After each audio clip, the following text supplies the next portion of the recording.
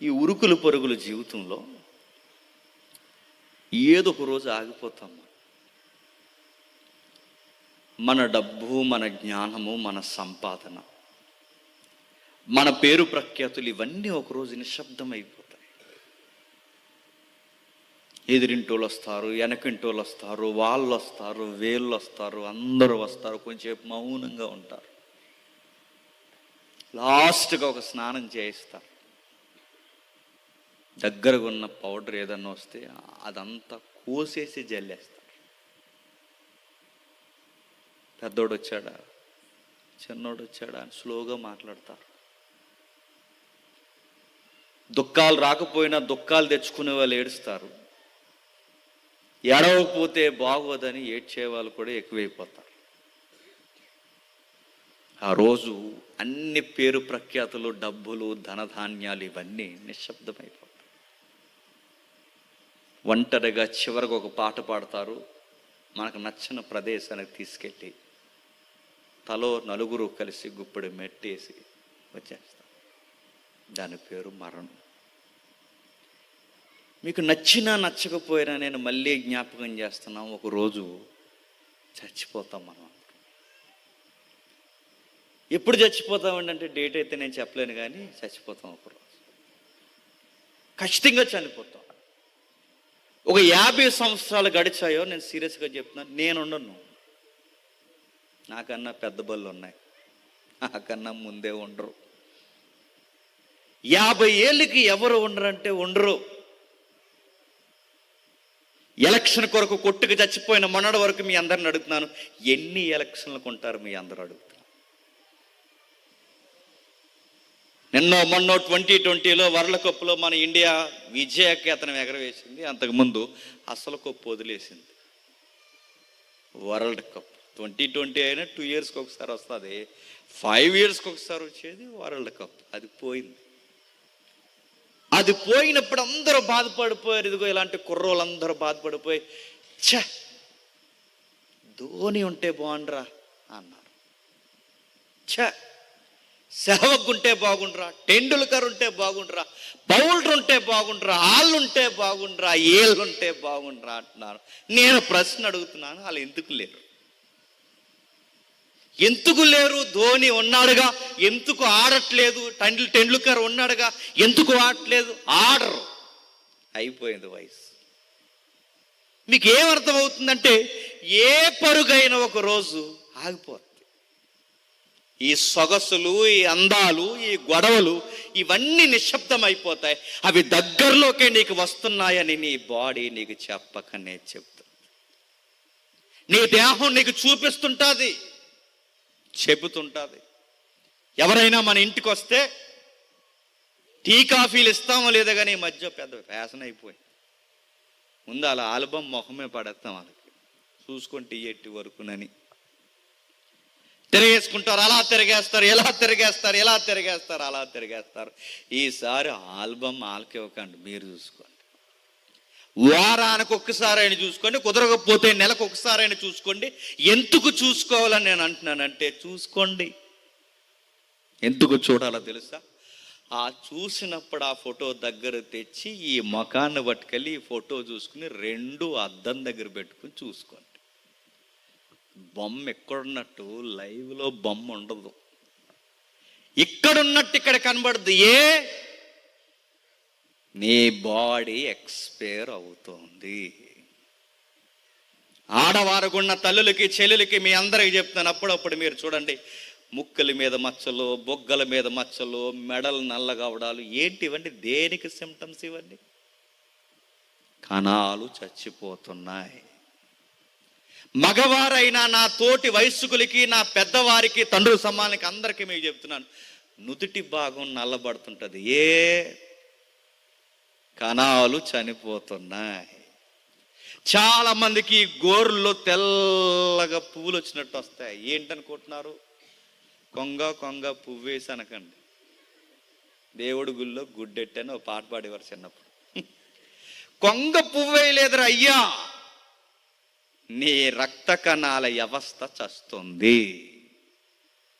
కళ్ళ కింద బ్యాగులు తయారవుతున్నాయి, కళ్ళ కింద లొట్టలు వస్తున్నాయి, నునుపు తగ్గుతుంది. ఇవన్నీ దేనికి చిహ్నం అంటే నీ బాడీ చెప్తుంది చచ్చిపోతావు త్వరలోనే. ఒక రోజు కాదు, 2 రోజులు కాదు, రోజు రోజుకి చనిపోతున్నావు. రోజు రోజుకి అమ్మ గర్భంలో పుట్టింది మొదలుకొని రోజు దాటిందంటే చనిపోతున్నావు. రాత్రి మాట్లాడుకున్నాగా, నల్లెంటుకు తెల్లెంటుకు ఎందుకు అయింది? చచ్చిపోయింది ఎంటుకు. నల్ల వెంటుకు తెల్ల వెంట్రుక అయిందంటే చనిపోయింది వెంట్రుక. ఒకప్పుడు కండరాలు బిగుతుగా ఉండేవి, బకెట్లైనా లెగదీస్తాం. ఇప్పుడు గ్లాసు కూడా ఊగేస్తుందంటే చెప్పండి, చచ్చిపోయింది కండరం. అడుగడుగునా చనిపోతున్నాం, అడుగడుగునా చనిపోతున్నాం. ఈ చావు ఎంత విషాదాన్ని మిగులుస్తుందండి మన ఇళ్ళల్లో. ఒక ఉదాహరణ చెప్తాను. కరోనా టైంలో చాలా వింతలు చూసామ్మా. గుండె నీరైపోయిన వార్తలు చూసాం. కళ్ళు ఒక్కసారే చమాయింపుకు గురైపోయిన వార్తలు చూసాం. ప్రపంచం అంతా నోటి మీద వేలేసుకున్న ఒక ఫోటో చూసింది ప్రపంచం. మీరు చూసారు లేదో నేను జ్ఞాపకం చేస్తాను. అంబులెన్స్ వచ్చింది, 2 బాడీలను తీసుకెళ్ళి వెళ్ళిపోతుంది. ఆ రోజు కరోనా బాడీలు ఎలా ప్యాక్ చేసేవారండి? ఒక నల్లటి కవర్లో ప్యాక్ చేసేవారు. అక్కడ ఎవరికైనా కరోనా వచ్చిందంటే ఆ వీధంతా బ్లాక్ చేసేసేవారు. ఇక్కడ ఎవరికైనా కరోనా వచ్చిందంటే ఆ వీధంతా బ్లాక్ చేసేవారు. ఆ కరోనా వాళ్ళని ఎవరైనా చనిపోయారంటే దగ్గరికి ఎవరు వచ్చేవారు కాదండి. భార్య భర్తలు ఇద్దరు చచ్చిపోయారు. నాన్న వారు లేరు, చుట్టం లేరు, పట్టం లేరు, అమ్మ నాన్న ప్రేమలు ఏవి రాలేదు. ఎందుకంటే చావు బంధాలని దూరం చేసేసిన దాని పేరు కరోనా వ్యాధి. ముక్కు పచ్చలారని చిన్న పిల్లలు ఉన్నారండి. వాళ్ళకి ఇంత పిల్లలండి. డాక్టర్లు వచ్చారు, ఏవో ముసుగులు వేసుకుని వచ్చారు, పెద్ద పెద్ద నల్లటి కవర్లు తెచ్చారు. అమ్మనే నాన్నే ఆ నల్ల కవర్లో పెట్టేశారు. అంబులెన్స్లో ఇలా ఇసిరేశారు. పిల్లలకి ఏమీ తెలియదు. ఒక ఆడపిల్ల మగపిల్లడు అంబులెన్స్ వెనకాలే అలా నిలబడి చూస్తున్నారండి. పాపం ఏం తెలియదు. ఆ చిన్న హృదయాలకి తెలియదు ఏంటో చెప్పిన, వాళ్ళ అమ్మ నాన్న శవాన్ని తీసుకెళ్ళిపోతున్నారు. ఆ పశు హృదయాలకి అర్థం కానిది ఏంటో తెలుసు, వాళ్ళ అమ్మ నాన్న ఊరు తీసుకెళ్తున్నారు అనుకుంటున్నారు. కానీ ఆ బిడ్డలకు ఏడవడం కూడా తెలియదు. ఎందుకంటే ఎవరైనా ఏడుస్తే వీళ్ళకి అర్థమవుద్ది మా అమ్మ నాన్నకి ఏదో అయిందని. ఆ రోజు ఏడవడానికి ఎవడొచ్చాడండి? ఆ రోజు అమ్మ లేదు, నాన్న లేరు, అమ్మ నాన్నని తీసుకుని వెళ్ళిపోతుంటే ఆ చిన్న బిడ్డలకి ఏమీ తెలియక చిన్న మూతులకి చిన్న చిన్న మాస్కులు పెట్టారు డాక్టర్లు. అమ్మ నాన్నని అంబులెన్స్లో తీసుకెళ్ళిపోతే కనీసం ఏడవకండని ఆ చిన్న బిడ్డలు ఇద్దరిని దగ్గర తీసుకునే వాళ్ళు కూడా ఎవరు లేరు. ఎందుకంటే వీళ్ళకి కానీ అంటుకుందేమో అని ఎవరు దగ్గర రాలేదు. ఆ ఫోటో చూసినప్పుడు అందరికీ ఏమనిపించిందో తెలుసు, అయ్యో కరోనా ఎంత ఘోరం చేస్తుంది, అయ్యో ఎంత ఘోరం చేస్తుంది. ఆ చిన్న బిడ్డలకి రేపు నుంచి ఎవరు దిక్కు?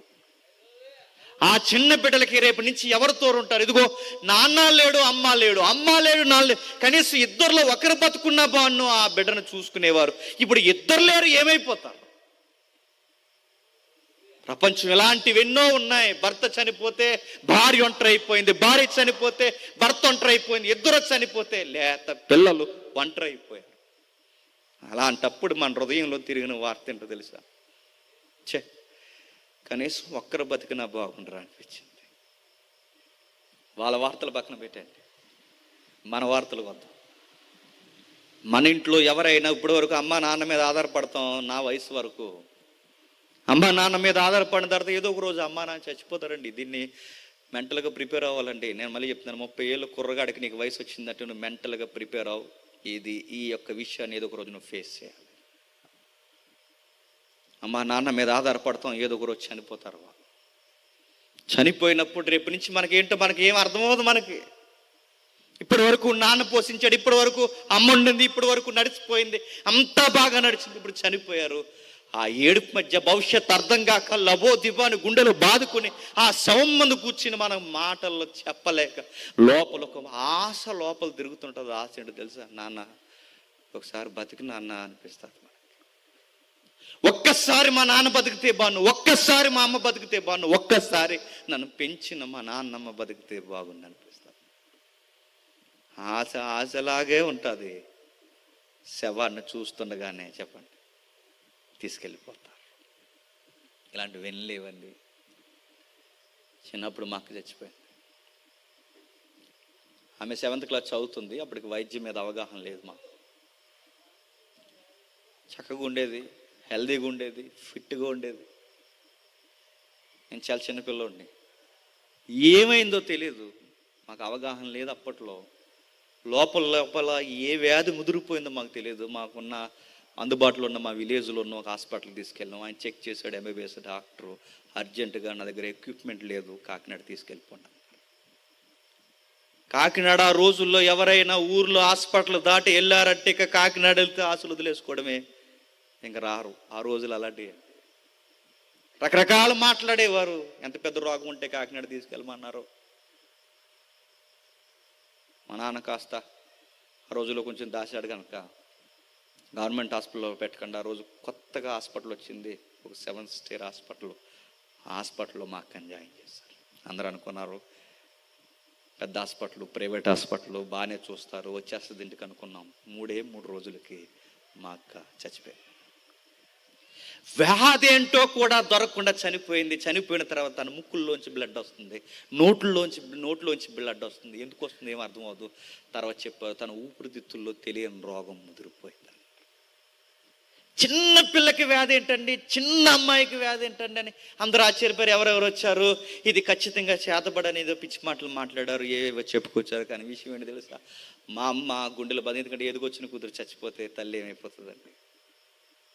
ఎదుగొచ్చిన బిడ్డ రేపో మాపో పెళ్లి చేద్దాం అనుకున్న మా నాన్న చాలా బాగా ప్రేమించేవాడు మా అక్కని. మా నాన్న పిచ్చోళ్ళలాగా ఎప్పుడు మా నాన్న ఏడవడం నేను చూడలేదు. మా అక్క శవం ముందు నిలబడి ఏడుస్తున్నా. అవన్నీ చూసి నాకు ఏడుపు వస్తుంది. నేను ఏడుస్తున్నాను. ఆ శవం ముందు నాకు గుండెల్లో నాసేడు తెలుసా, మా అక్క బతికితే బాగున్నా, అక్కొక్కసారి బతికితే బాగుండు అనుకున్నాను. నాకు తెలియని ఆ వయసుకి తెలియని విషయం ఏంటి తెలుసా, అక్క ఇంకా బతక. నా ఇంట్లో నేను ఎదుర్కొన్న సమస్య. ఇక్కడ కూర్చొని మీ అందరిని అంటున్నాను, మీ ప్రియులు ఎవరైనా చనిపోయి ఉంటే ఇప్పటికీ మీకు ఎప్పుడు ఈ విషయం అనిపించలేదా?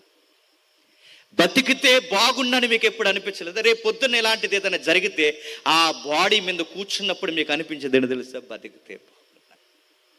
కానీ ప్రపంచం మనకు చెప్పే చెవుల్లో మనం పొడి చేసే వార్త ఏంటో తెలుసా, వాళ్ళు ఇంకా బతకరు. ప్రపంచం అక్కడతోనే ఆగిపోయింది. కానీ బైబిల్ ఏం చెప్తుంది తెలుసా, వాళ్ళు బతకరేంటి? బైబిల్ చెబుతుంది బతుకుతారు.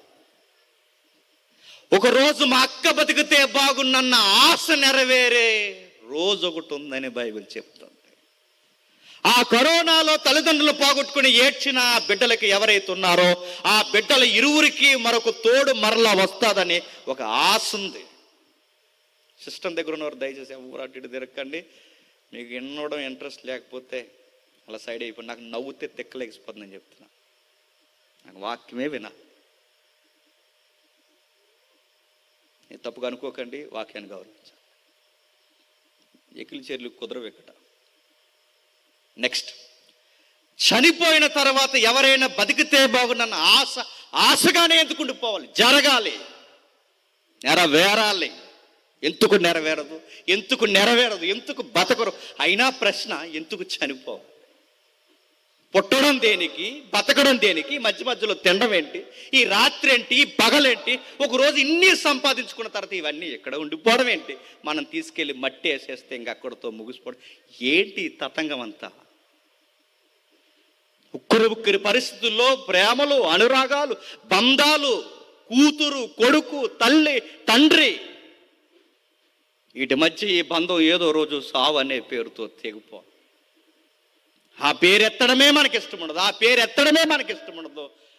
పిల్లగాడు అన్నాడట, స్కూల్కి వెళుతూ ఒక మాట అన్నాడట. ఏమని అన్నాడు? అమ్మ వెళ్తున్నానే అన్నాడు. వెళ్తున్నానేంట్రా? వెళ్ళొస్తాను అని అంటే, ఇంకెళ్తున్నా అంటే అటు నుంచి ఎక్కడికి పోతాడని. చావు మాటలు అర్థాలు వచ్చేలా కూడా వినం మనం. చావు ఏ కొసాన మనకు నచ్చదు. శవం అంటే భయం. అందుకే చూడండి, పెళ్ళిలో భోజనం ఎంత తిన్నా అరిగిపోద్దంట, దినం భోజనం అరగదట. ఏ పాపం ఎందుకు అరగదు? భయం. భయంతో ఏది తిన్న అరగదగా అరగదు. నీకు దినం భోజనం అంటే భయం, సావు అంటే భయం, వెళ్ళొస్తానంటే వెళ్తున్నానంటే భయం. నేను అడుగుతున్నాను, ఈ భయం ఎప్పటికీ అలాగే ఈ ప్రపంచానికి ఉండాలా? ఇది ఎవరిని వదలదు, నీడలా తిరుగుతుంది. చక్రవర్తులు మింగేసింది అది, ముఖ్యమంత్రులు మింగేసింది అది. స్వతంత్ర భారతదేశంలో మతివాదులు మితవాదులని చెప్పుకున్న సుభాష్ చంద్రబోస్ లాంటి వారిని మింగేసింది. మితవాదైన గాంధీ గారిని మింగేసింది. సమరయోధుల్ని మింగేసింది. ఈ రోజుకి ఈ కోనసీమ పరిసర ప్రాంతాల్లో మోతుబర్లు మింగేసింది. ఒక్కటా రెండా? దీనికి తిక్కనవాడు ఎవడు, దొరకనివాడు ఎవడు? ప్రతి ఒక్కరిని మింగుతుంది. ఇలాంటి మరణాలని యేసుప్రభు వారు చరిత్రలో నమోదయ్యేలా, ప్రపంచం ఆశ్చర్యపోయేలా ఆపేశాడట మరణాన్ని. కొన్ని కుటుంబాన్ని ఆయన దర్శించాడు. వాళ్ళ ప్రియులు చనిపోయినప్పుడు వాళ్ళు ఏడుస్తుంటే వాళ్ళ ఇంటికి నేరుగా వెళ్ళాడు.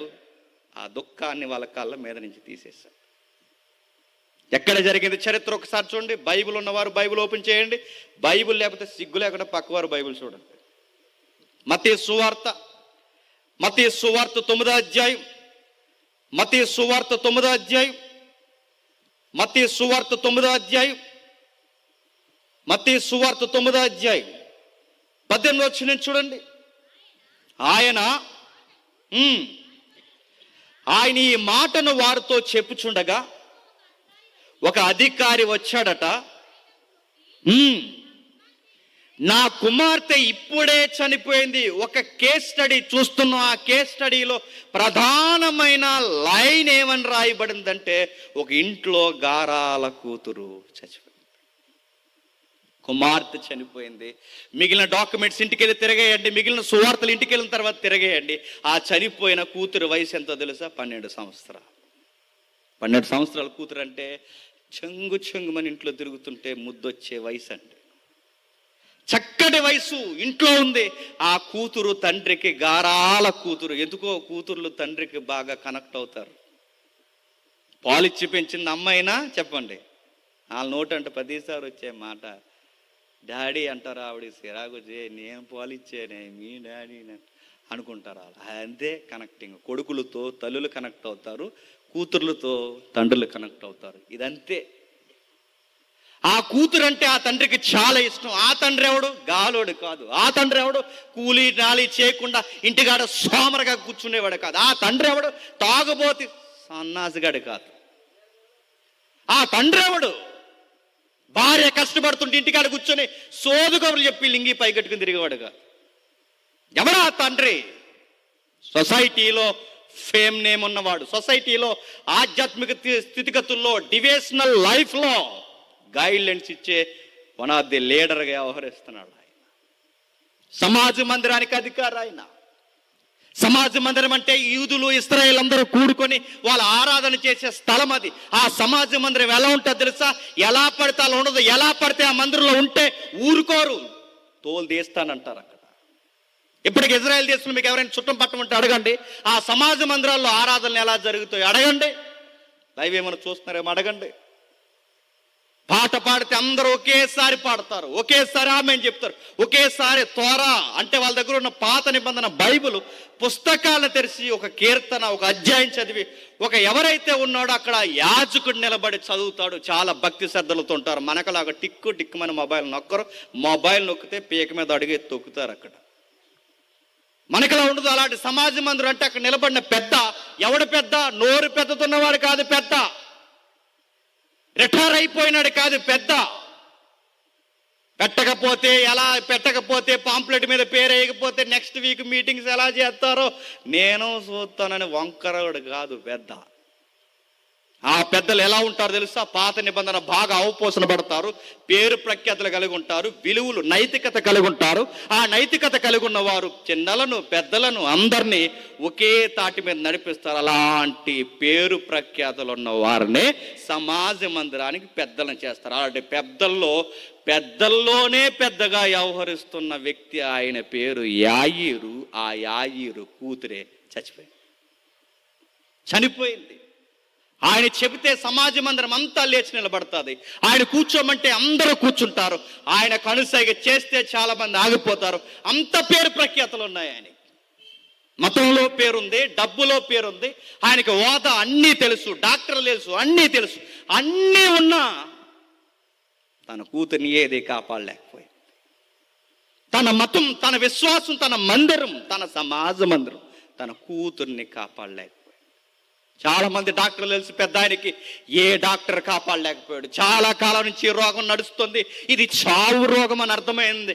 ఆ డాక్టర్ దగ్గరికి వెళ్ళాడు, ఈ డాక్టర్ దగ్గరికి వెళ్ళాడు, ఆ గుడికి వెళ్ళాడు, ఎక్కడికి వెళ్ళాడు, అన్నీ తిరిగాడు. సమాజ మందిరాల్లో ఎన్ని బలి నైవేద్యాలు ఇవ్వాలి అన్నీ ఇచ్చాడు. పాత నిబంధన క్రమాన్ని పూర్తిగా పాటించాడు. అన్నీ పాటించిన తర్వాత అర్థమైంది, కూతురు బతకదు, ఇది మరణ వ్యాధి, బతకదు బతకదు బతకదు, డిక్లైర్డ్ డిసీజ్, అది డెత్ కన్ఫర్మ్. ఆ టైంలో అర్థమైంది, ఎవరో చెప్పారు, అయ్యా నీ కూతురు మళ్ళీ జీవంతో తిరగాలి అంటే ఒకే ఒక్కరు భూమి మీద జరుగుతున్న ఒకే ఒక్క ఆయన వల్ల అవుతుంది. నీ మతం నీ కూతుర్ని బతికించదు, నీ పెద్దరికం నీ కూతుర్ని బతికించదు, నీ బలగాలు నీ కూతుర్ని బతికించు, ఈ ప్రపంచంలో ఏ వైద్యం నీ కూతుర్ని బతికించదు. నీ కూతుర్ని బతికించేది ఒకటే, నజరేయుడైన యేసు నామము. ఆయనను సంప్రదించు, ఆయనను సంప్రదించు, ఆయన దగ్గరికి వెళ్ళు. నీ కూతురు కూర్చున్న ఈ కేస్ స్టడీ మొత్తం చెప్పు, ఈ వ్యాధి ఏంటో తనకు వివరించు అనగానే కాలు తనుకున్నాడు. ఉన్న అధికారాన్ని అన్నిటిని వదిలేసాడు. ఎందుకంటే కూతురి మీద తండ్రికున్న పిచ్చి గుర్తుపెట్టుకో. మాట్లాడితే పిల్లలు ఏం చేస్తారు చెప్పనా, నేను చచ్చిపోతానంటారు. మీరు చచ్చిపోతానంటే మీకన్నా ముందాలు చచ్చిపోతారు, గుర్తుపెట్టుకో. ఫోన్ కొనకపోతే చచ్చిపోతారు, డ్రెస్ కొనకపోతే చచ్చిపోతారు, చెప్పింది ఒప్పుకోకపోతే చచ్చిపోతారు, 3-5లో ఎవరినో చూసారు అది ఒప్పుకోకపోతే చచ్చిపోతారు, ఏమన్నా గద్దిస్తే ఏమన్నా అనకూడదు అంటే చచ్చిపోతారు. మీరు చచ్చిపోతారు, ఏమైనా సుఖపడిపోతారు అనుకుంటున్నారా? మీరు చచ్చిపోయిన కొన్ని వారాలకి ఆల బెంగెట్టుకొని చచ్చిపోతారు, గుర్తుపెట్టుకో. కూతుర్ల మీద, కొడుకుల మీద తల్లిదండ్రులకు ఉన్నంత ప్రేమ ప్రపంచంలో ఎవడుకుంటారు చెప్పండి, దేవుని తర్వాత. ₹1 మెసేజ్ నీకు లింగు వస్తే ఎంత కేరింగో అనుకున్నా. కేరింగ్ కదడు, ఎత్తుకెళ్ళిపోతాడు ఏమనుకుంటున్నావు? ఆడు పూరి వలనేడు బయట ఏమనుకుంటున్నావు? ₹1 మెసేజ్ ఎట్టిందంత ఉదయకాలపు వేళ ఎంత లవ్ చేస్తుందో. లవ్ చేయదరా కాకి, ఎత్తుకెళ్ళిపోద్దేమో అనుకుంటున్నావు? నేను తినేసే కాకి మురిసిపోవడం, అక్కడ పోవడం. నేను చాలా దగ్గర గమనిస్తానండి, చర్చిల్లోకి వచ్చి వ్యవహారాలన్నీ జరిగిస్తే నేను మళ్ళీ చెప్తున్నాను, కాటికి కాళ్ళు దాస్తున్నారని మాత్రం మర్చిపోకండి.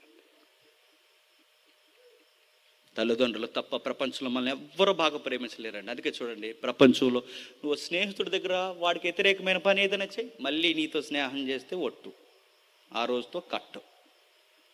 నీ లవర్ దగ్గర లేదా నీ బాయ్ ఫ్రెండ్ దగ్గర, నీ లవర్ దగ్గర ఏదన్నా కాని పని, కళ్ళు కప్పే పని చెయ్యి, నీ ముఖం చూస్తే ఒట్టు. కాని పని ఏదైనా చేయి, కానీ తప్పు చేసినా ఒప్పు చేసినా ఆ రోజుకి ఆ విషయాన్ని బాధపడి దుఃఖపడి 2 దెబ్బలేసి మళ్ళీ మర్చిపోయి మన ప్రేమించేది ఒకరే ప్రపంచంలో ఎవరు చెప్పండి? అమ్మ నాన్న. స్వార్థం కోరుకోని ప్రేమ అమ్మ నాన్నది, లాభం కోరుకోని ప్రేమ అమ్మ నాన్నది. అందుకే అంత కూతురి మీద అంత ప్రేమ ఉంది కనుక పరుగుని వెళ్ళాడు, సిగ్గు మర్చిపోయాడు. అంత పెద్ద ఆయన, నజరేతులో తృణీకరింపబడిన వ్యక్తి, నజరేయుడైన యేసు అక్కడికి వస్తూ ఉంటే అన్నీ మర్చిపోయి ముందుకు ఎలా పడిపోయాడంటే, అలా ముందుకు ఎలా పడిపోయాడు పెద్ద ఆయన? తన పెద్దరికాన్ని మర్చిపోయాడా? తన మతాన్ని మర్చిపోయాడా? తన యూద మతాన్ని పక్కన పెట్టాడు? ఎలా పడిపోయాడంటే, కూతురి మీద ప్రేమ తన ముందుకు పడేలా చేసింది. చాలా మందిని మీరు గమనించలేదు, వాళ్ళకు బయట చాలా పేరు ఉంటుంది, పిల్లల దగ్గరకు వచ్చి వాళ్ళతో పాటు వాళ్ళ కింద కూర్చుని ఆడుకుంటుంటారు. ఎంత పెద్ద ఆయన ఎలా ఆడుకుంటున్నారంటే, నీకు పలుకుబడి బయట ఉంటుందేమో, కూతుర్లు కొడుకుల దగ్గర ఉండదు. అక్కడ తగ్గాల్సిందే, వాళ్ళ ముద్దు మాటలకి తగ్గాల్సిందే, వాళ్ళ ముద్దు మాటలకు పడాల్సిందే.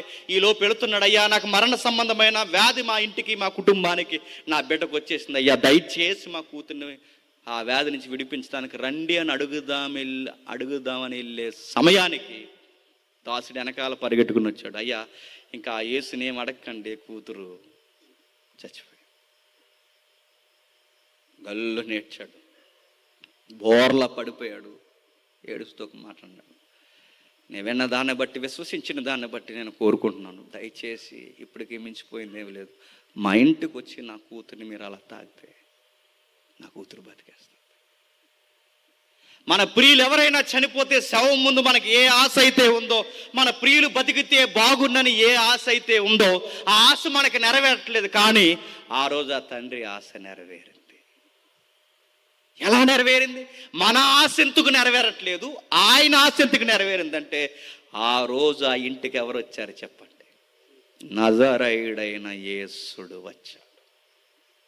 చెప్పాడు, తీసుకుని వెళ్ళమన్నాడు. వెళ్ళిన తర్వాత అక్కడ మాట్లాడుతున్నాడు. ఏమని మాట్లాడుతున్నాడు? 22వ వచనం చూడండి.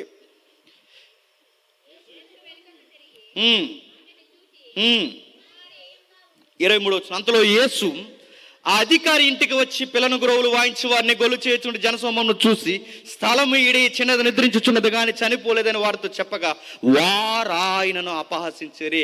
యేసు ప్రభు అధికారి ఇంటికి రాకముందే వీళ్ళ ఇంటికి ఎవరు వచ్చేసారట? ఎల్లీలు, పొల్లీలు, ఏరమ్మలు, పెద్దమ్మలు అందరూ వచ్చేసారట. నేను అడుగుతున్నాను, మన ఇంట్లో ఎవరైనా చనిపోతే ఎవరైనా వస్తారో లేదో నాకు తెలియదు, కానీ అధికారుల ఇంట్లో ఎవరైనా చనిపోతే జనాలు వస్తారా రారా? వద్దంటే వచ్చేస్తారు. వస్తారా రారా చెప్పండి? వస్తారు. ఎక్కడో యాక్టర్కు కొడుకు పుట్టాడట, ఈడు కొడుకు కేక్ కట్ చేయడట, ఆడు కొడుకు ఈడు ఇక్కడ కేక్ కట్. సిగ్గులేదరా నీకు? నేను అడుగుతున్నాను.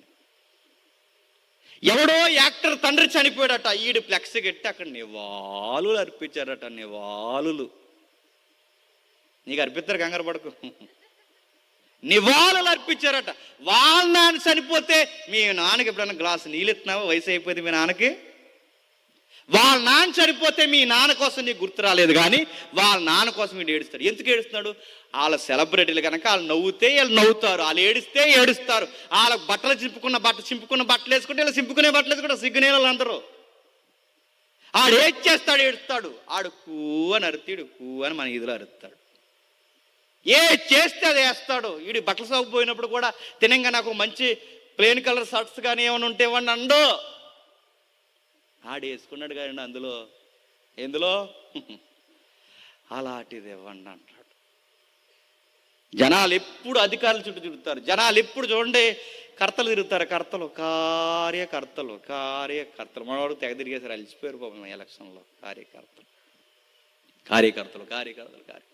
ఎమ్మెల్యే గారి పుట్టినరోజు వస్తే ఎంత అడావుడి చేసేస్తారో, ఎన్ని కేకులు అని అడుగుతున్నా. నీ అదృపకే కట్ చేస్తాడు మీ ఎమ్మెల్యే. గేటు కూడా తీయండి. మళ్ళీ చెప్తున్నాను, ఆయన పుట్టినరోజుకి మా ఇదిలో నీ అడావుడు ఏంటి? నీ కేక్ కట్ చేస్తాడు. కనీసం నీకు కేక్ కట్ చేసినప్పుడు, బిడ్డ ఈదికి తిరిగి నా కోసం ప్రసారం చేశారు, రారా మొదట ముక్క నీకు ఎడతాను అంటాడా? మిగిలిపోయిన ముక్క కూడా ఎట్టండి. జనాలకు ఉండేది ఏంటో చెప్పిన, అధికారుల ఇంట్లో ఏది జరిగినా సామాన్యులకు అడావుడు ఎక్కువ. ఈయనింటికి ఎంతమంది ఎందుకు వచ్చారంటే ఆయన అధికారి గనక వచ్చేసారు. అక్కర్లేని చుట్టాలు కూడా తెగ ఏడ్చేస్తున్నారు. నిజమైన ఏడుపులు అంటారు ఇవి.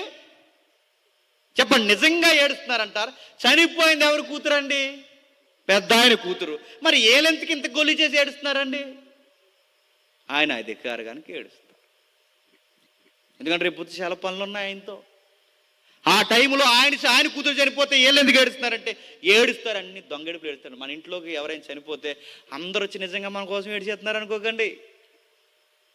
ఏడకపోతే బాగోదని ఏడుస్తారు. టెంట కింద కూర్చుని మన టీ తాగేసి మన సమోసాలు తినేసి, మనం లేకపోతే మన మీదే ఎదవా ఇప్పుడు మెతులు కూడా ఎట్లేదు అమ్మకాన్ని మనల్నే తిట్టేసి పెట్టలేదు ఇటు చూడ్డు, మనల్ని అనేసి రకరకాల మాటలు అనేసి, చనిపోయిన వాళ్ళని అనేసి, బతుకున్న మనల్ని అనేసి, మనకు పేర్లు పెట్టి మన టీ సమోసా తినేసి వెళ్ళిపోతారు. నిజంగా ఎడతారు అనుకుంటున్నారు వీళ్ళు. పైపచ్చికి వెళ్ళి మూలికలు ఏడు చెప్పిన దినం భోజనం సారెట్టండి, ఓళ్ళని సారుతేయండి.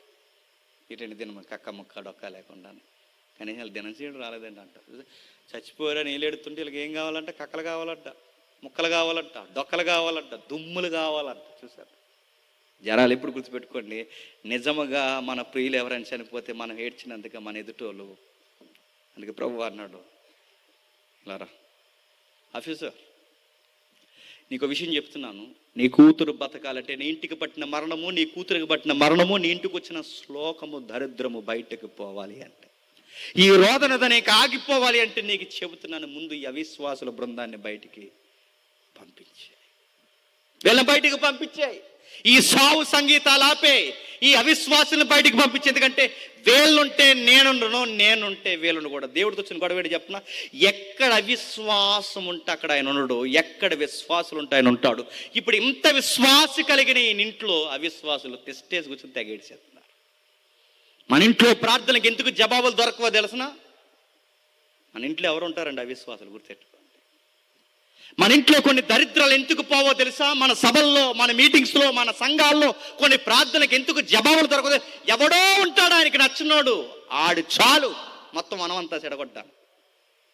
జవాబులు రావు, కార్యాలు జరగవు, నష్టాలే ఎక్కువ జరుగుతాయి. యేసుప్రభు అన్నాడు, ఇదిగో ఇంట్లో ఉన్న వాళ్ళందరినీ బయటకు పంపి, ఎందుకంటే వాళ్ళు ఉండడం నాకు అస్సలు ఇష్టం లేదు, పోవాలి బయటికి పంపించే. వాళ్ళుంటే నేను ఉండకూడదు, నేనుంటే వాళ్ళు ఉండడానికి వీల్లేదు. ఎందుకంటే వాళ్ళ దేవుని మాటలు, దేవుని కార్యము, దేవుని యొక్క విశ్వాసము ఇంత వెలువరించడానికి యేసుక్రీస్తు వారు ఆఫీసర్ ఇంటికి వస్తే వీళ్ళు ఏం చేస్తున్నారంట? వారు ఆయన చెప్పిన మాటకి చెప్పండి అపహాసించారంట. అందుకే తిక్కలేసింది ఆయనకి. అపహాసించారట. అపహరించడం అంటే నవ్వుతున్నారంట. అని ఒక గంభీరమైన కార్యం చేస్తాడని ఆయన అక్కడ నిలబడి ఆయన గొంతు చెంచి అరుసుకు, ఇదిగో నీ కూతురు బతుకుతుంది, ఈ చిన్నది నిద్రించుచున్నదే కానీ చనిపోలేదని చెప్తే ఆహా అని నవ్వుతున్నారంట. ఈ నవ్వే ముఖాల్ని బయటికి పంపించు, ఇలాంటి అవిశ్వాసాన్ని బయటికి పంపించు, వీళ్ళ బతకాలి అంటే బయటికి పంపించే. మన ఇంట్లో ఏదన్నా కార్యక్రమం జరిగితే 10 రోజులు ముందు వచ్చేస్తారంట. ఎవరు చెప్పండి? జీకే బిట్ 10 రోజులు ముందు వచ్చేస్తారు. ఎవరు? సంఘస్థులు కాదు, ఆత్మీయులు కాదు. ఎవరు చెప్పండి? మన బంధువులు రాబంధువులు వస్తారు. వచ్చి ఏం చేస్తారు? 10 రోజులు ముందు వచ్చి కూర్చుంటారు. ఏం చేస్తారు? రండి సాయంకాలం మనం అందరం కలిసి ప్రకటన గ్రంథం చదువుకుందాం అంటారా? పార్టీ ఇవ్వడరా అన్నారంట. ఏ ప్రార్థన చేసుకుంటారో ఆ ప్రార్థనలోనే చెత్త ముచ్చట్లు పెడతారు. ఎక్కడ కూర్చుని బైబిల్ చదువుకున్నావు అక్కడే థమ్సప్లో ఏదో కలిపారట. మిమ్మల్ని ఏం చేయాలి? చెత్త తాగుళ్ళు తాగుతారు, చెత్త మాటలు మాట్లాడుకుంటారు. అదే ప్రార్థనా గృహంలో చెత్త వాతావరణం అంతా నిలబడితే నీ కార్యము ఫలభరితం అవుతాదా? అవదు. నీ ఇంటికి ఎవరెవరో వస్తున్నారు, ఏదేదో జరుగుతుంది. నీ స్నేహాలు, నీ బంధాలు నీ ప్రార్థనని నిర్ణయిస్తే గుర్తుపెట్టుకో. నీ విశ్వాసాన్ని గైడ్ చేస్తే గుర్తుపెట్టుకో. నువ్వు ఎవరితో మాట్లాడుతావు, ఎవరితో స్నేహం చేస్తున్నావు, ఎలాంటి వారితో నీ ఇల్లు బంధాలు కలుగుంది. ఇలాంటి బంధాలు దేవుడు కోరుకున్న బంధాలు లేకపోతే, ఇలాంటి అవిశ్వాసులే నీకు స్నేహితులు, నీకు చుట్టాలు పట్టాలు బంధువులైతే నీ కుటుంబానికి సమాధానం దొరకదట. యేసుప్రభువు అన్నాడు, బయటికి పంపించే వాళ్ళని బయటికి పంపించేశాడు. జన సమూహమును పంపివేసి ఆయన లోపలికి వెళ్ళి ఆ చెయ్యి పట్టుకొనగానే ఆ చిన్నది లేచింది. ఈ వార్త దేశమంతటా వ్యాపించింది. ప్రపంచమంతా మాట్లాడుకుంటున్నాడు. ఏమని? ఆ పెద్ద ఆయన కూతురు బతికేసింది. ప్రపంచం మాట్లాడుకుంటుంది. 2000 సంవత్సరాల క్రితం ఈరోజు ఏంటట? భారతదేశానికి సువార్త నాటుకున్న రోజు, భారతదేశంలో సువార్తకు ఇత్తనం పడిన రోజుని సెలబ్రేషన్ డే చేస్తున్నారు ఈరోజు మన ఇండియన్ క్రిస్టియానిటీ. తోమా ఇక్కడికి వచ్చిన రోజు, క్రైస్తవ్యం పాతిన రోజు, ఆ విశ్వాసానికి పునాదులు పడిన రోజు ఈ రోజు. గుర్తుపెట్టుకోండి, మనకి 2000 సంవత్సరాల విశ్వాసాన్ని ఈరోజు జ్ఞాపకం చేస్తున్నారు. మనకు అన్ని డేస్ గుర్తుంటాయి. ఫాదర్స్ డే గుర్తుంటుంది, మమ్మీస్ డే గుర్తుంటుంది, ఆ డే ఈ డే అన్ని డేలు గుర్తుంటాయి.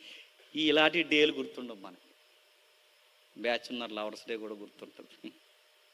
అన్ని డేలు గుర్తుంటాయి. ఇలాంటి డేస్ గుర్తుపెట్టుకోండి. విశ్వాసం వార్త అంతా ప్రపంచ దేశానికి పాకిందో లేదో తెలియదు కానీ ఇజ్రాయెల్ దేశానికి పాకింది. ఆ రోజు ఇజ్రాయెల్ అంతా గుప్పును మాట్లాడుకుందట, ఆమె బతికేసిందంట. అంటే ప్రపంచానికి ఎలా ఉంటుందండి? చనిపోయిన అమ్మాయి బతికేసిందంటే ఊరు వాడ ఎలా ఉంటుంది? అక్కడ వరకు ఎందుకులేండి కానీ, కాలానికి ముందే వయసులో ఉండగానే చనిపోయిందంటేనే నిద్ర రాదు మనకి. ఈదులో వస్తుందా? వస్తుందా చెప్పండి? కాలానికి ముందే ఎవరో వయసులో చనిపోయారు ఈదులో ఎంత బిక్కుమని బతుకుతామో 2-3 నెలలు. ఎందుకు వచ్చేస్తారని భయం. ఎవరన్నా మాట్లాడకుండా అలా మౌనంగా ఎర్రగా చూసారు, టెన్షన్ వచ్చేది మనకి. మరి మాట్లాడరా అని అడుగుతున్నా, చనిపోయిన వాళ్ళు, వయసులో ఉన్న వాళ్ళు చనిపోతే ఇంత టెన్షన్ వస్తే, చనిపోయిన వాళ్ళు బతికొస్తే వస్తే ఏంటి, వచ్చారు. నేను అడుగుతున్నాను, చనిపోయిన వాళ్ళు బతికొస్తే ఆ రోజు ప్రపంచం ఏమైందో తెలుసు? పిచ్చి ప్రపంచం అయిపోయిందండి. ఆ రోజు పిచ్చి ప్రపంచం ఆశ్చర్యపోయింది, పిచ్చి ప్రపంచమైంది. చనిపోయిన వాళ్ళు బతికడం ఏంటి? వార్త నిజమా? నిజమా? ఆఫీసర్ కూతురు బతికిందా? నిజమంటే నిజమండి, మేము చూసామండి. ఆ నజరేతులో నుంచి వచ్చిన యేసుడు ఆ అమ్మాయిని బతికించేశాడు. వాళ్ళ నాన్న బాధను తీసివేశాడు, ఆ కన్నీళ్ళు పక్కకు తోసేశాడు. ఆ కుటుంబాన్ని, దుఃఖాన్ని తీసి శ్మశానానికి పోయి గుండెలే బాదుకోవాల్సిన ఆ కుటుంబాన్ని సంతోషంతో నింపేశాడు. ఈ కుటుంబం చాలా సమాధానంతో ఉంది. ఆ కూతురు సజీవం. First case study. బైబిల్లో ఇలా ముగ్గురిని బతికించాడు ఆయన. ఎంతమందిని? ముగ్గురిని. కేస్ 2. రెండవది వెళ్దాం రండి. లూకాసు వార్త 7వ అధ్యాయం. లూకాసు వార్త 7వ అధ్యాయం 11వ వచనం చూడండి. లూకాసు వార్త 7వ అధ్యాయం 11వ వచనం. ఆయన శిష్యులను బహు జన సమూహం ఆయనతో కూడా ఎలుచుండరి. చనిపోయిన ఒకడు ఎలుపులకు మోసుకొని పోబడుచుండెను. అతని తల్లికి అతడొక్కడే కుమారుడు, ఆమె విధవరాలు. ఆ ఊరు జనులు అనేకులు ఆమెతో కూడా ఉండిరి. ప్రభు ఆమెను చూసి ఆమె ఎందు కనికరపడి ఏడవద్దని ఆమెతో చెప్పి దగ్గరకు వచ్చి పాడెన ముట్టగా మోచున్న వారందరూ నిలిచిరి. ఆగుదాం. మత్తయి సువార్తలో ఎవరు చనిపోయారు? వయసుకు వచ్చిన కూతురు చనిపోయింది. ఇక్కడ ఎవరు చనిపోయారు? వయసుకు వచ్చిన కొడుకు చనిపోతే చనిపోయాడు. ఆ తల్లికి ఒకే ఒక్క మగ సంతానం ఉంది. అప్పటికే భర్త చనిపోయాడు. ఇవి కరోనా కన్నా బాధాకరమైన కేసులండి. అప్పటికే భర్త చనిపోయాడు. ఇప్పుడు మగదిక్కు లేదు. ఆ మగదిక్కు లేని తల్లి ఇంకా బిక్కుమని బతుకుతున్న తన జీవితానికి ఊపిరి లాంటి రూపం ఎవరన్నా ఉన్నారంటే కొడుకు ఎవరున్నాడు. ఆ కొడుకు కూడా చచ్చిపోయాడు. వెళ్ళిపోతున్నది పాడి కాదు, నా భవిష్యత్తు వెళ్ళిపోతున్నది పాడే కాదయ్యా, నా జీవితం వెళ్ళిపోతుంది. ఇంక నేను ఎవరి కోసం బతకాలి? నా బిడ్డే నాకు తలకోరు పెట్టాల్సిన నా బిడ్డ, నేనే నా బిడ్డను సాగనంపుతున్నాను. నేను ఇంకెవరి కోసం బతకాలి? ఏడుస్తుంది, రోదనం చేస్తుంది. చాలా మంచి ఆ ఊరి జనాలు అనేకులు ఆమెతో కూడా ఉండి ఏడుస్తున్నారట. యేసుప్రభు వారు ఫోన్లో వీళ్ళందరూ సపోర్ట్గా ఉండి ఏడుస్తున్నారు అనుకున్నాడా? ఆయనకు ఒక విషయం తెలుసు. ఇలా కూర్చొని ఎన్ని రోజులు ఏడుస్తారు ఆవిడతో చెప్పాలి. ఆవిడ 3 రోజులు ఏడుస్తుందా, 4 రోజులు ఏడుస్తుందా, నెల రోజులు ఏడుస్తుందా, 2 నెలలు ఏడుస్తుందా, 3 నెలలు ఏడుస్తుంది? ఎన్ని నెలలు ఏడుస్తుంది? బతుకున్నంత కాలం కొడుకు గుర్తురచ్చు నన్ను రోజులు చెప్పండి నా తల్లి. అప్పుడు ఎవరు ఉంటారు? ఇప్పుడు 3వ రోజు వరకు ఉంటారు, 2వ రోజు వరకు ఉంటారు, శవాన్ని తీసుకెళ్లే వరకు ఉంటారు. ఈ ఏడ్చిన వాళ్ళందరూ ఎన్ని రోజులు ఉంటారు? చెత్త సంస్కృతి ఏంటో తెలుసా? చెత్త సంస్కృతి. కనీసం చెప్పేలకూడదంటున్నాడు. నా మాట అర్థమైందో లేదో? పుట్టుడు దుఃఖంలో వాళ్ళ లోపల ఏడుస్తుంటే వెళ్తున్నాం, కంగారు పడకుండా ఇంకో 2 రోజులు వస్తామంటే ధైర్యం ఉండదండి వాళ్ళకి. కనీసం చెప్పకుండా వెళ్ళిపోతారు. అప్పటి వరకు వాళ్ళు ఏడుస్తున్న వాళ్ళకి మామయ్య ఎక్కడున్నాడు, పెద్ద ఆయన ఎక్కడున్నాడు అంటే వీళ్ళు కనబడరు. వెళ్ళిపోయారు సొందుల్లో నుంచి. ఎందుకు వెళ్ళిపోయారు? ఒక చెత్త సంస్కృతి ఉంది. ఆ సంస్కృతి చెప్పకండి. ఎందుకంటే చెప్తే ఏమవుతారు? ఆ వెళ్ళిపోయినాడు మిమ్మల్ని రమ్మంటాడా కూడానే? చెబితే ఏమవుతారు అంటున్నాను. చెప్పండి ధైర్యంగా, ఇంకో కొంచెం పని ఉంది మళ్ళీ వస్తాను, మీరేం కంగారు పడకండి. ధైర్యం చెబితే ఏమైందండి? చెప్పకండి, అక్కడే కాలు కడుక్కుని అలాగే వెళ్ళిపోండి అంట. అన్ని ఆశలు యేసుప్రభువు వారికి తెలుసండి. వీళ్ళెవ్వరు ఎక్కువ రోజులు నీతో ఏడవరు. జీవితాంతం నువ్వు నవ్వుతే నీతో నవ్వేవాడు ఒకడే నీ కొడుకు, నువ్వు ఏడిస్తే నీతో పాటు ఏడ్చేవాడు ఒకడే నీ కొడుకు, నీతో చితి వరకు నీ చేయబట్టుకుని ఉండేవాడు నీ కొడుకు. ఆ తోడే వెళ్ళిపోయింది. ఇవన్నీ నిజమైన తోళ్ళు కావు. నేను ఒంటరిని చేసేస్తారు మళ్ళీ. అందుకే జాలి పడ్డాడట. ఆమెను చూసి జాలి పడకు మాట అన్నాడట. ఏడవకు, నీ గుండెల్లో ఒక ఆశ ఉందా నాకు తెలుసు, ఏడవకు. నీ కొడుకు బతికితే బాగున్న ఆశ ఉందగా, ఆశగా ఉండిపోదు. ఆశను నేను నెరవేరుస్తాను. పాడె నాపమన్నాడు, పాడె ఆగింది. చిన్నవాడా లెమ్మని చెప్పగానే ఆ చనిపోయిన వాడు లేచి కూర్చుండి మాటలాడసాగాను. పాడి ముసలి ఏమైపోంటారు చెప్పండి ఆ రోజు. ఆడు లెగడమే ఒక వింత, లేచినోడు కూర్చోవడం ఒక వింత, కూర్చున్నవాడు ఆ పండని అనడం ఇంకా ఎంత. ఏం మాట్లాడుంటాడు చెప్పండి? ఆపేయండి అంటాడు, ఏమంటాడండి? ఇలా మొత్తం లేచిపోయిన ఏమైపోయి ఉంటారు చెప్పండి? లేచిపోయి ఆపండి అనగానే కంగారు అయిపోయి మాట్లాడసాగెను. మూలపదంలో ఏముందో తెలుసు? ఇక్కడ ఎలా రాశారు గ్రాంథికంలో, మూలపదంలో ఒక మాట ఉంది, చిన్నవాడా మీ అమ్మకే నీకు నేను తోడుంటాను, చిన్నవాడా లే, నీకు నేను తోడుంటాను, తిరిగి లే. ఆ మాట ఎంత ధైర్యం ఉందండి! వీళ్ళెవ్వరూ మీకు తోడుండరు, మీ అమ్మగారికి నీకు నేను తోడుంటాను, చిన్నవాడ తిరిగి లే అనగానే లేచి కూర్చొని మాట్లాడుతున్నాడట. మాట్లాడుతుంటే ఏమైపోయి ఉంటారు మీకు అర్థమైందో లేదు కానీ ఉదాహరణ చెప్తాను వినండి. చూస్తున్నారా పేపర్లు? అప్పుడప్పుడు చూస్తారా పేపర్ న్యూస్లు? రూపన్నర అయిపోతుందని ఆపేశారా? అలా ఆపేస్తే మొబైల్స్లో డైల్ హ్యాండ్ యాప్ అని ఉంటుంది, న్యూస్ యాప్. అది డౌన్లోడ్ చేసుకుంటే ప్రతి పేపర్ ఇందులోకి వస్తుంది. వదిలేసిన వెంటనే స్టేటస్ ఎవరెట్టరా చూడకండి, నీ స్టేటస్ ఏం పెరగదు. నువ్వు చూడాల్సింది వార్తలు చూడు, చుట్టూ ఏం జరుగుతుందో చూడు. ఈ వార్తా పేపర్లో ఒక వార్త వచ్చింది, చచ్చిపోయిందని తీసిపోరండి ముసలిదాన్ని, తీసుకెళ్ళిపోయి ఎట్టేసారు. మన ఇండియన్ ట్రెడిషన్లో లాస్ట్ పిడక పెడతారు, లాస్ట్ పిడక మన ఇండియన్ సాంప్రదాయం ట్రెడిషనల్గా. లాస్ట్ పిడక కట్లన్నీ వేసిన తర్వాత పిడకెడతారుగా, లాస్ట్ పిడక. ఆ లాస్ట్ పిడక పెడుతున్నారు. ఆ పిడక అంతా పెట్టిన తర్వాత, ఆ పిడక పెట్టిన తర్వాత కాటికాపురు అక్కడ ఉన్నాడు, మనవుళ్ళు ఉన్నారు, అందరూ ఉన్నారు, చుట్టం పట్టం పెద్దోడు చిన్నోడు అందరూ ఉన్నారు. లాస్ట్ పిడక ఎట్టింగా అంటించేద్దాం అనుకునే సమయానికి ముసలిది అని దొగ్గిందంట. అంతే, ఇక పరార్. కాటికాపురి పరార్, మనవాళ్ళు పరార్. ఆవిడ లేచిపోయి ఆగండ్రా అందరు, ఆగం, నువ్వు లేచిపోతే పెట్టి ఆగం. కాటికాపురి పరార్, అందరూ పరార్ పరార్ పరార్. వార్తల్లో వచ్చింది, చచ్చిపోయింది అనుకుని చచ్చిపోయింది అనుకుని తీసిపోయారట. మరి ఏ కోడలు గడ్డొచ్చింది ఏంటో గారి మీద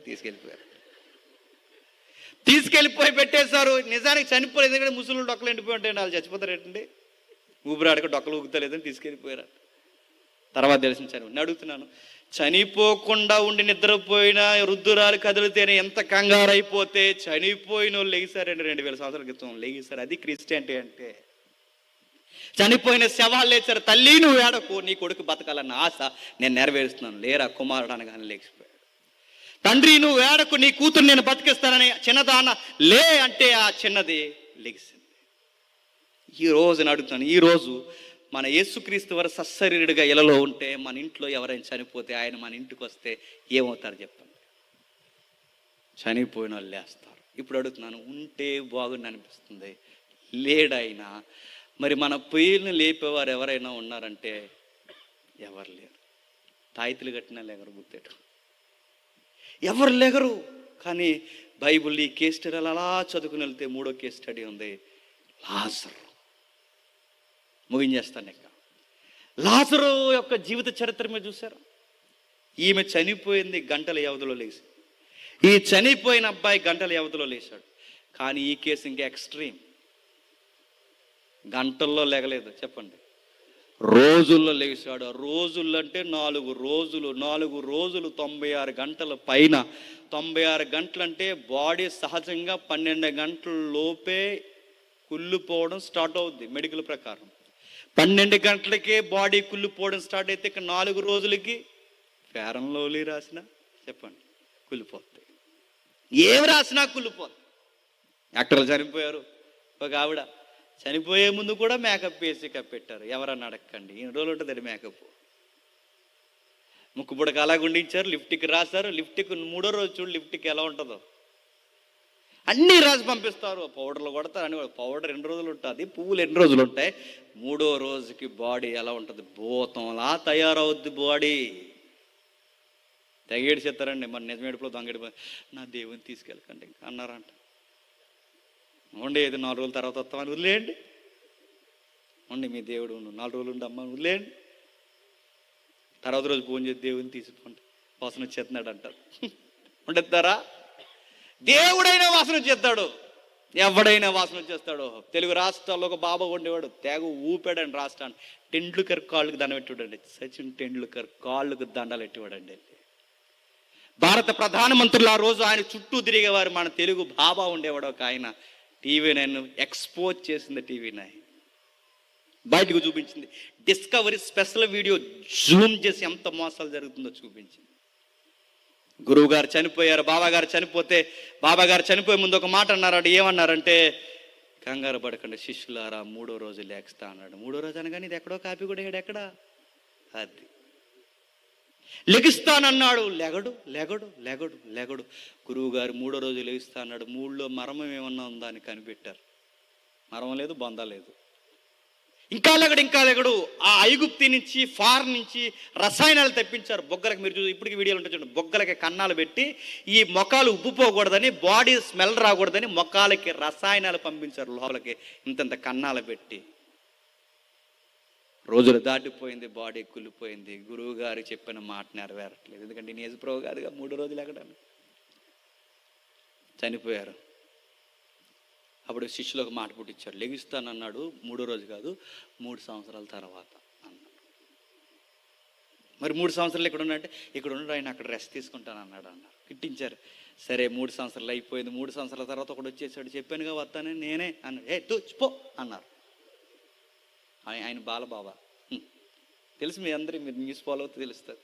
ఒప్పుకోలేదు. ఎందుకంటే ఎంత ప్రకటించినా అందరికి తెలుసు, చచ్చిపోయిన శవం మళ్ళీ లెగదో, కుళ్ళిపోవాల్సిందే. వాసన వస్తున్నారని తీసేస్తారు. దినకరణ గారు తెలుసు కదండి. వాళ్ళ అమ్మాయిని బతికించేసి, పెద్ద అమ్మాయి ఉండదు ఒక ఆవిడ, పెద్ద అమ్మాయి గారు, వాళ్ళ అమ్మాయి గారిని బతికించేస్తామని చెప్పి చాలా దీర్ఘకాలం ప్రార్థన చేశారండి.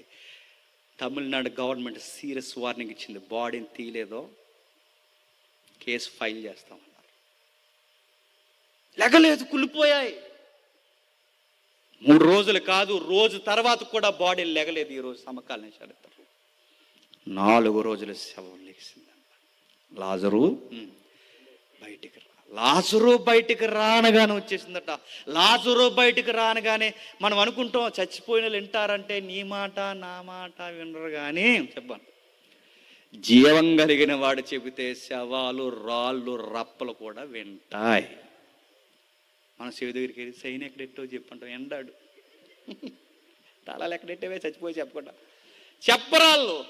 కానీ ప్రభు చెబితే ఆ లెగిస్తారు, లెగిసి వస్తారు. లాజరు బయటికి రా. ఆధార్ కార్డులో పేరు పెట్టి పిలిచినట్టు పిలిచాడు చూడండి. లాజరు బయటికి రా. లాజరుని పిలవకపోతే ఒక వ్యాఖ్యానకర్త, ఒక సువార్తికుడు ఏమన్నాడు తెలుసా?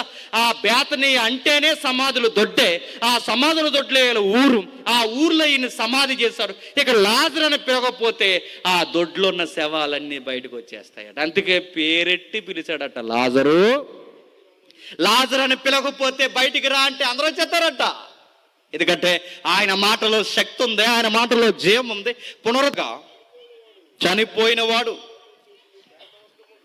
కాళ్ళు చేతులు ప్రేత వస్త్రముతో కట్టబడి ఉండగా బయలుపలకి వచ్చెను.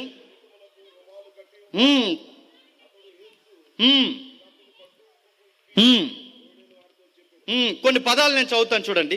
కాళ్ళు చేతులు ప్రేత వస్త్రములతో కట్టబడిన వాడే ఎలుపులకి వచ్చిన అతని ముఖము రుమాలతో కట్టిండును. అంతట యేసు అతని కట్లు విప్పిపోయిడని వారితో చెప్పాడు.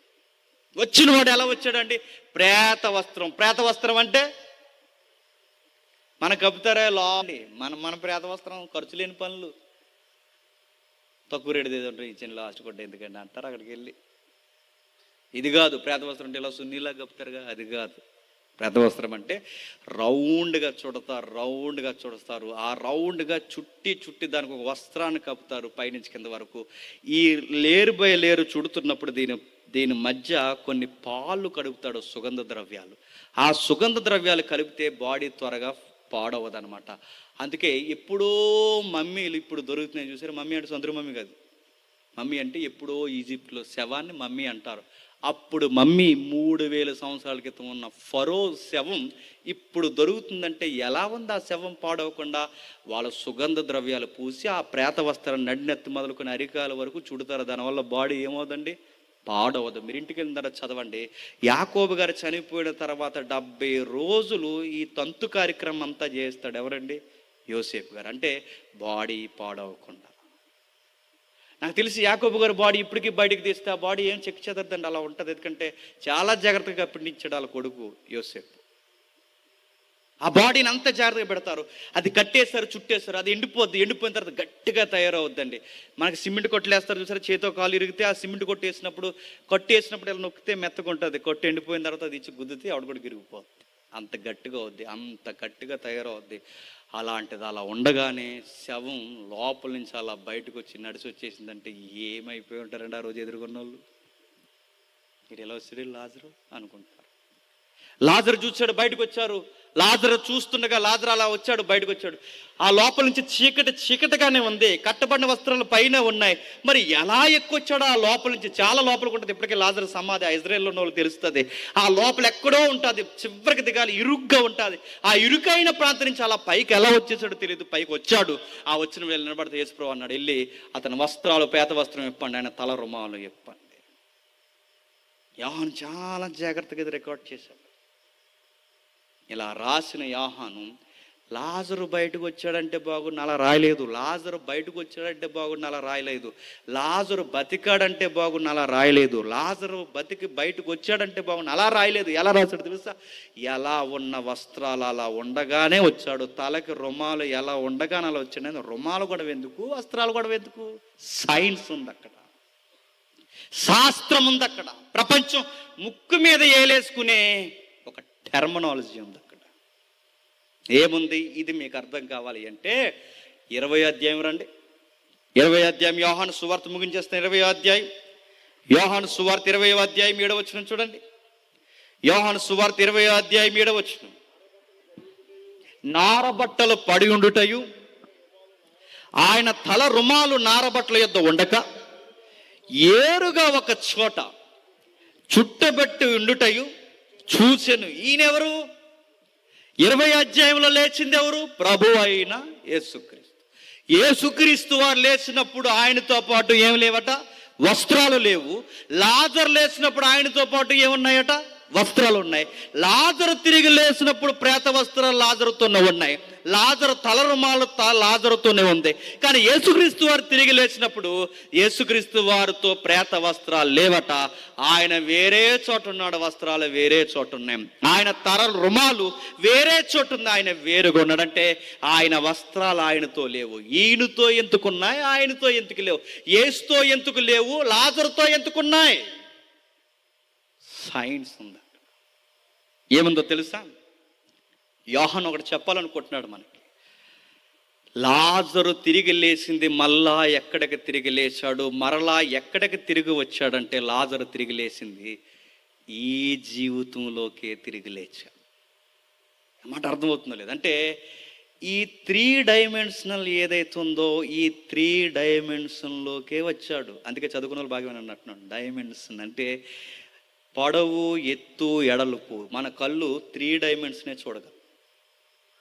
ఈ టేబుల్ నాకు కనబడుతుందన్నా, మీరు నాకు కనబడుతున్నారన్నా, నేను మీకు కనబడుతున్నానన్నా, ఈ కెమెరా అయినా, ఈ సౌండ్ అయినా, ఏదైనా ఒకటి మనం చూడగలుగుతున్నామంటే 3 డైమెన్షన్లో మాత్రమే చూడగలం. 3 డైమెన్షన్ దాటితే మన కళ్ళుకి కనబడదు, అదృశ్యం అంటారు. అలా యూనివర్స్లో 10 డైమెన్షన్ అబో ఉన్నాయి. 10 డైమెన్షన్ అబో. యేసుక్రీస్తు వారు తిరిగి లేచింది ఈ డైమెన్షన్లో కాదు. లాజరు తిరిగి లేచింది ఈ జీవితంలోకి, ఈ డైమెన్షన్లోకి లేచాడు. ప్రభు అయిన యేసుక్రీస్తు వారు లేచింది మన ఊహల కందని డైమెన్షన్లోకి లేచాడు. అంటే అదృశ్య లోకంలోనికి తిరిగి లేచాడు.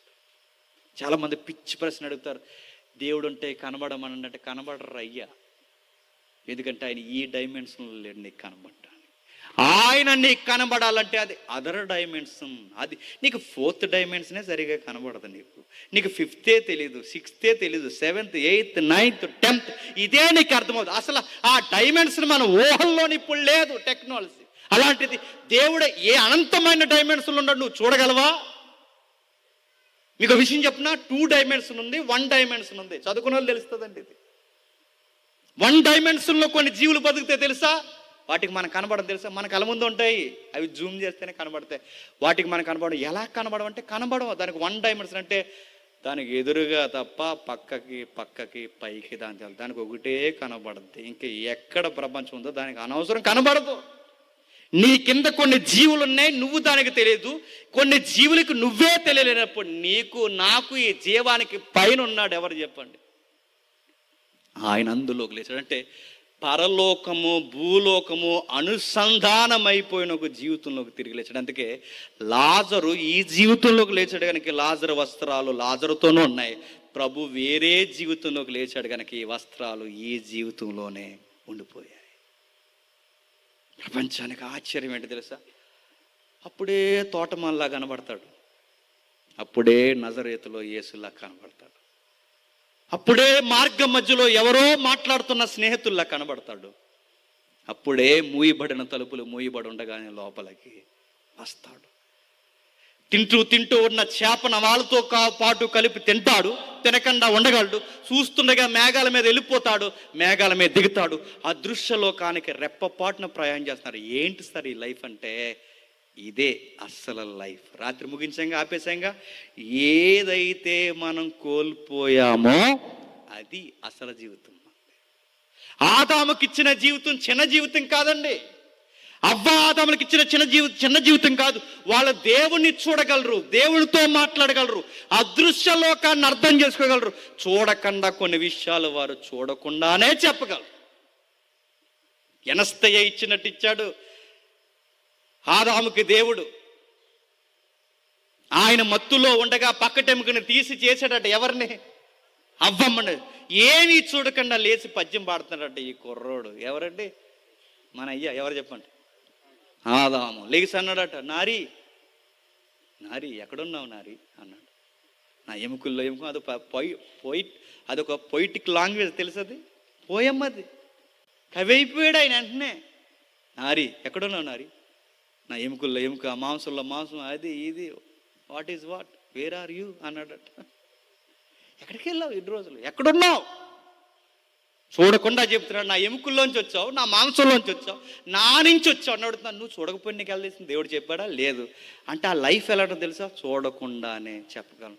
ఎక్కడేదో పెట్టేస్తాం, ఎక్కడో పెట్టానండి, ఎక్కడో పెట్టానండి. ఇప్పుడు సత్తనాం మనం ఎక్కడ ఏ పెట్టేసి. సూది ఎక్కడ పెట్టామని తెలియదు, ఏది ఎక్కడ పెట్టింది, అన్నీ మధ్య మరిపోయి మనకి. మళ్ళీ ఫైల్ ఓపెన్ అవ్వాలి, మనకి ఎక్కడో పెట్టాను, ఆగరా ఎక్కడో పెట్టా, ఆగరా అంటాడు. ఆ లైఫ్ ఎలా ఉంటుందో తెలుసా? జరిగిపోయినవి జ్ఞాపకం ఉంటాయి, జరిగిపోయిన విషయాలు ఎక్కడెక్కడ ఏం జరిగాయి అన్నీ తెలిసిపోతాయి. ఆ లైఫ్ ఎలాంటిదంటే అది అదృశ్య మహిమ జీవంతో ముడిపోయింది. అది పోయిందండి మనకి. మతి మరుపులు వచ్చాయి, చావుకలు వచ్చింది, రోజు రోజుకి చచ్చిపోయే రోజులు వచ్చాయి. అలాంటి జీవితం మవ్వల పోగొట్టారు. ఆ జీవితం ఎలాంటిదో చూపించడానికి ప్రభు అయిన యేసుక్రీస్తు వారు చెప్పండి తిరిగి లేచి చూపించండి, ఇది మీ జీవితం అన్న.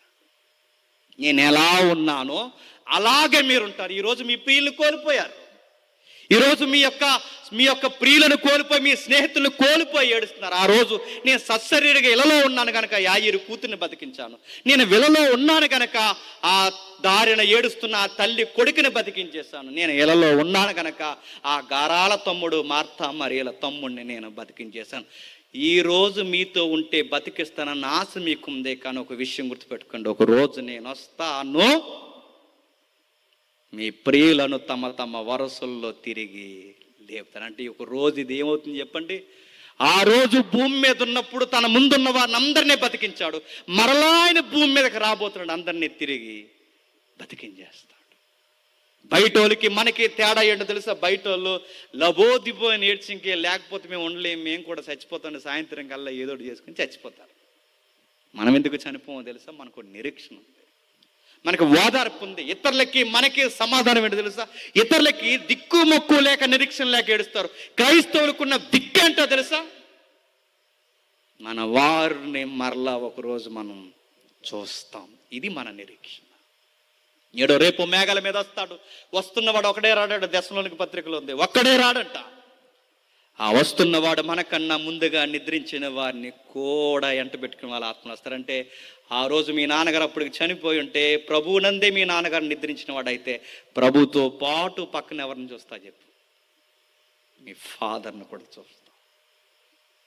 మీ తల్లి చనిపోతే అప్పుడు మీ తల్లిని చూస్తాం. మీ ప్రియులు ఎవరు చనిపోతే వాళ్ళ క్రీస్తునందు నిద్రిస్తే చూస్తాం. అందుకే బయట వారికి మనకే తేడా. వాళ్ళు నిరీక్షణ లేక ఏడుస్తారు, మనకి నిరీక్షణ ఉంది గనక ఎంతవరకు ఏడవాలో అంతవరకే ఏడ్చి మా ప్రభు వస్తాడు, మళ్ళీ మా చేతులను మా ప్రియులతో చెప్పండి కలుపుతాడు.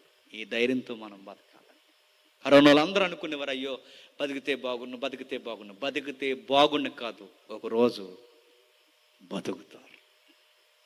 ఈ ప్రపంచానికి ఉన్న ఆశగా ఉండిపోదు, ఒకరోజు ఈ ఆశ చెప్పండి నెరవేరుతుంది. ఒకవేళ ఎవరైనా కోల్పోయి ఉంటే మీ కొడుకుగా, మీ తమ్ముడుగా, మీ సహోదరుడుగా, మీ అన్నగా నేను చెప్తున్నాను, భయపడకండి. మీ ప్రియులు మళ్ళీ మీరు చూస్తారు. బట్ కండిషన్స్ అప్లై అవుతాయి. వాళ్ళ క్రీస్తునందు నిద్రించిన వారైతే మీరు మళ్ళీ కలుస్తారు. మీరు కూడా క్రీస్తునందు నిద్రించిన వారైతే మళ్ళీ కలుస్తారు. మళ్ళీ మీరు ఒకరితో ఒకరు కలపబడతారు. ఆ రోజు ఒక పాట పాడతాం, ముగించేస్తున్నాను. ఆ పాట కొరింథీ పత్రికలో ఉంటుంది. మరణమా నీ విజయం ఎక్కడ, మరణమా నీ ముల్లెక్కడ, అవుట్ అయిపోయావు, ఇంకా మరణమా నీకు మా మీదక ఏలుబాటు లేదు. ఏ మరణమైతే వ్యాధులలో, ప్రమాదాల్లో అందరిని ఏడిపిస్తుందో, ఆ రోజు మనం ఎవరిని ఏడిపిస్తామంట? మరణాన్ని ఎక్కిరిస్తామంట. ఎక్కిరించేలా ఒక పాట పాడతామంట. మరణమా ఇంక నువ్వు మమ్మల్ని ఏమీ చేయలేవు, ఇక నీకు మా మీద ఏ అధికారం లేదు. మరణమా నీ విజయం ఎక్కడ, మరణమా నీ ముళ్ళెక్కడ, నీ మరణపు ముళ్ళు పాపము, పాపానుకున్న బలము మరణము. ఇదిగో ఇది ప్రతీది విరవబడింది. సాతానా ఇక నువ్వు ఓడిపోయావు, ఇక మాకు మరణమే లేదు. ఇలాంటి జీవితం మనకి ఏదైనా వనంలో ఉండేది తెంచి మొత్తం అందరినీ తెంపేశారు. మాట అర్థమైందా? అందుకే ఆయన పొందిన గాయాల వలన చెప్పండి మనకి స్వస్థత. ఆ స్వస్థతే మళ్ళీ మీకు ఆ జీవితం, నాకు ఆ జీవితం, మనందరికీ ఆ జీవితం రాబోతుంది. తెల్లంటికలు వస్తున్నాయని బాధపడకండి, ముడతలు వస్తున్నాయని బాధపడకండి, మచ్చలు వస్తున్నాయని బాధపడకండి. ఒకరోజు ఇవన్నీ పోతాయి, ఒక మహిమా దేహం వస్తుంది. అది అచ్చు ఎలా ఉంటుందో తెలుసా? యేసుక్రీస్తు వారి దేహం ఎలా ఉందో చెప్పండి. యోహాను పత్రికలో ఉంది కదా, ఆయన చూసినప్పుడు ఆయన ఎలా ఉంటాడో యోహాను అంటున్నాడుగా, మనం కూడా అలాగే ఉంటాం అచ్చు ఆయనలాగా. అంటే ఆ రోజు నల్లగొన్నారు, తెల్లగొన్నారు, పొట్టుకున్నారు, లాంగ్ ఉన్నారు, పొట్ట ఉంది, బుగ్గల పెద్ద, ఇవేముండవు. అందరూ ఒకేలా ఉంటారు. ఆత్మరూపం, మహిమా రూపంలో ఉంటారు. అచ్చు యేసు ప్రభుని పోలు ఉంటారు. అప్పుడు ఎలా గుర్తుపడతారండి అంటే, ఈ డైమెన్షన్లో గుర్తుపట్టలేములే, ఆ డైమెన్షన్లో ఆధార్ కార్డులతో పని లేదు, అందరూ గుర్తుంటారు. అచ్చు గొర్రె పిల్లని పోలు ఉంటారు. దేవుడు సింహాసనం మీద ఉంటారు, తెల్లని వస్త్రాలు ధరించుకుని ఉంటారు. సింహాసనం మీద దేవుడు కూర్చుంటాడు. అందరూ సంతోషంతో గాన ప్రతిగానాలు చేస్తూ దేవుడిని ఆరాధిస్తారు. ఆ జీవితం నీకు కావాలా? ఈరోజే నీ పాపాన్ని వదిలే. ఆ మహిమా జీవితం నీకు కావాలా? మీ స్థానిక దైవజన్ని సంప్రదించి ఈరోజే బాప్టిజంలో అడుగులువే. ఇప్పటికే బాప్టిజం తీసుకుని ఈ రోజుకి వంకర పనులు చేస్తున్నావా? జాగ్రత్త, నీ దేహాన్ని చూసుకో, అది నీకు హెచ్చరికలు జారీ చేస్తుంది. మరణం దగ్గరలోనే ఉంది. ఇప్పటికి ఎవరినైనా కోల్పోయి ఉన్నావా? భయపడకు, ఒకరోజు మనం కూడా వెళ్ళిపోతాం. మనము మన వారు ఒకరోజు తిరిగి లేస్తారు. దేవుడు మిమ్మల్ని అందరినీ దీవించును గాక. ఆమేన్. ప్రార్థన చేసుకో.